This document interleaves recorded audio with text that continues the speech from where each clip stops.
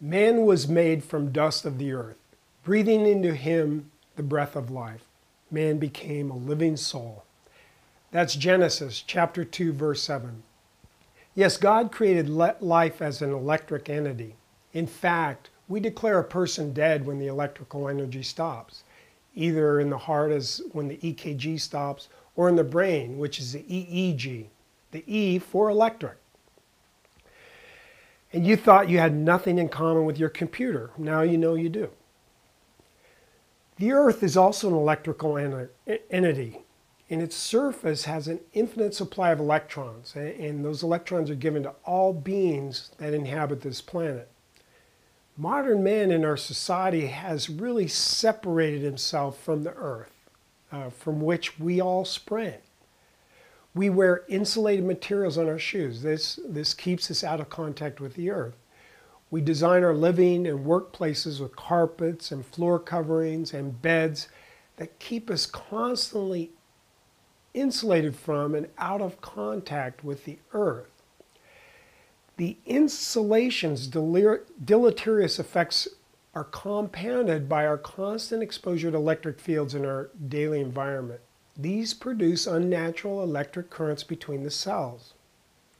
Now, the electron plays a role in quenching free radicals that are a byproduct of our metabolism and our environment. These unquenched free radicals begin the inflammation cascade that there is contained in our bodies that's there for emergencies.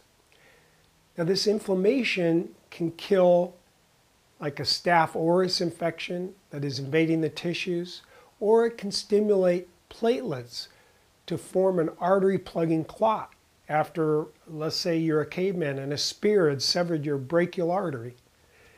But inflammation that continues without end is the common thread for many of the diseases that are now epidemic in our society. This includes things like obesity, cancer, heart disease, dementia, autoimmune diseases, arthritis, diabetes, and stroke. It's possible that our ungrounding is related to this disease epidemic in our stressed out culture. Now, it does coincide with the early 60s when we all switched to synthetic shoes and carpets, and at the same time there was a tripling of the use of electrical devices.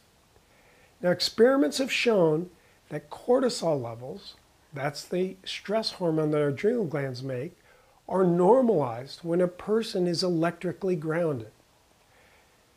Now, with our modern day electric field exposure and the constant insulation that we surround ourselves with, it's no wonder that inflammatory related diseases affect so many of us.